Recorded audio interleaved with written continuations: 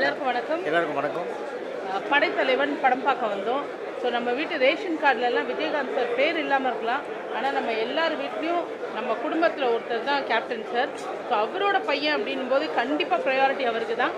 So அவரோட first படம் அப்படின்றதுனால கண்டிப்பாக நல்லா பண்ணியிருப்பாருன்ற எதிர்பார்ப்போடு வந்தோம். உண்மையாலுமே ரொமான்ஸு டான்ஸு அப்படி இப்படின்னெல்லாம் பண்ணாமல் அப்பா பேரை காப்பாற்றுற மாதிரி அப்பாவோட ஃபைட்டை எடுத்துக்கிட்டு ஆக்ஷன் ஹீரோவாக களை இறங்கியிருக்காரு.